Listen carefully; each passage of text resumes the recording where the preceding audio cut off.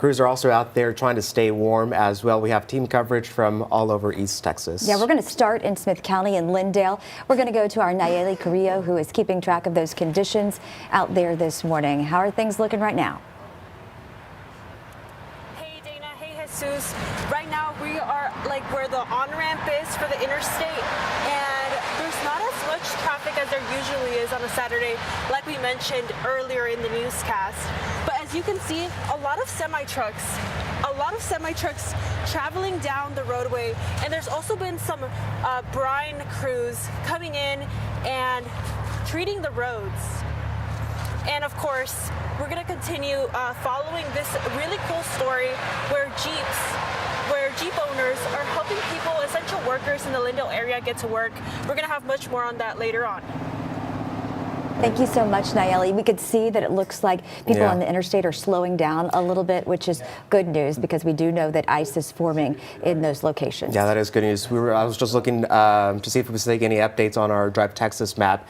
A lot more ice accumulations along I-20 in Smith County heading towards the Garden Valley area, the Van area. There's a good stretch of area where there's a lot of ice and where Nayeli is as well, and the Lindale area over those bridges and underpasses as well.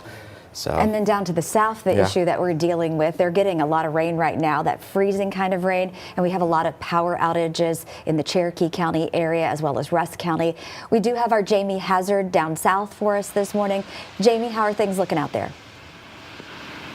So we actually just started to feel some ice start to kind of fall from the sky, and then we can see it just accumulating a little bit on the ground. Those roads are still also pretty wet out there. The roads have been pretty quiet this morning, which is good news. Local officials, of course, and state officials as well have asked residents to please stay off those roads. We have some utility workers also over here working on those power lines, ensuring that those are staying safe as the winter storm continues into the weekend. It's very chilly out here. We are in those low 30s right now, but it feels like it's 17 degrees, so it's cold, and that rain is picking up, turning to ice as it starts to fall to the ground.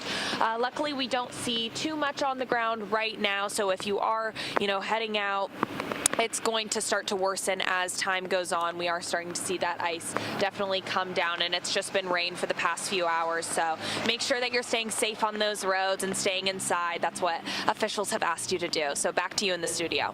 All right, and behind Jamie, you can see, she mentioned all that ice just falling, but the trees and the limbs already, you can see those icicles forming on those branches as well. And it's good to see that crews are out there as well, trying to get the power restored as well. Yeah, because that's what causes the issue, right? Those heavy trees falling on power lines.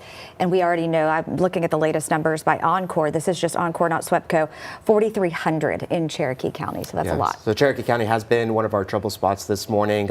We just got some information from Sheriff Brent Dixon. He was mentioning a lot of trees down on county roads and FM roads, and that they're causing power outages across the county. Obviously, and the sheriff's office phones are currently down as well. So that's information from the sheriff over in Cherokee County. So lots of troubles down in Cherokee County right now.